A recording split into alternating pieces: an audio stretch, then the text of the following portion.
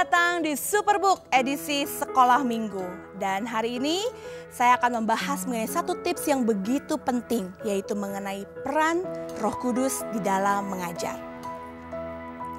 Ada sebuah buku yang menuliskan bahwa ada seorang pribadi yang sering kali kita abaikan di saat kita mempersiapkan dan melakukan pengajaran. Ia adalah Roh Kudus.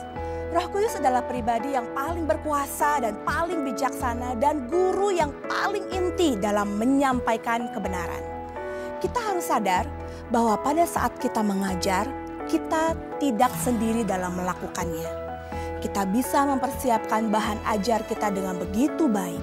Tetapi ingat bahwa ada Roh Kudus yang selalu bersama-sama dengan kita. Roh Kudus memampukan kita untuk bisa mempersiapkan bahan ajar dengan tepat, efisien, dan efektif. Roh Kudus juga memungkinkan guru-guru sekolah minggu untuk dapat mengerti apa sebenarnya yang Allah ingin sampaikan kepada anak-anak di kelas sekolah minggu. Roh Kudus juga memampukan guru-guru untuk bisa melihat kebutuhan dari anak-anak di kelasnya. Sehingga di saat materi pengajaran disampaikan, mereka benar-benar dapat menerima dengan baik. Dan bukan hanya menerima, tetapi mereka juga bisa mengerti dengan baik apa yang disampaikan. Sehingga terjadi suatu perubahan yang baik di dalam diri anak-anak di sekolah minggu. Tanpa Roh Kudus, pengajaran di kelas hanya akan berupa transfer ilmu atau penyampaian cerita sejarah atau cerita-cerita Alkitab tanpa ada dampak atau pengaruhnya di dalam hidup anak-anak. Nah, Roh Kudus juga memungkinkan suatu perubahan terjadi. Roh Kudus bisa dikatakan seorang pribadi yang memegang peran yang sangat besar dalam diri seorang pendidik Kristen. Ia memampukan guru untuk berhikmat dan bijaksana di dalam mengajar. Ia membantu pendidik untuk memilah mana yang baik dan mana yang benar. Ia menunjukkan kesalahan, mengungkapkan sesuatu, memberikan ketenangan.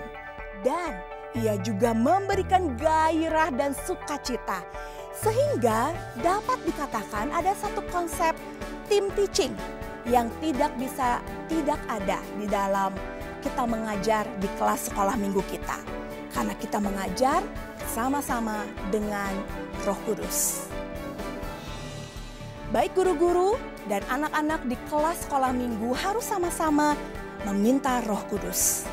Bahkan semua orang yang terlibat di dalam kegiatan sekolah minggu, mereka membutuhkan Roh Kudus di saat mereka melayani.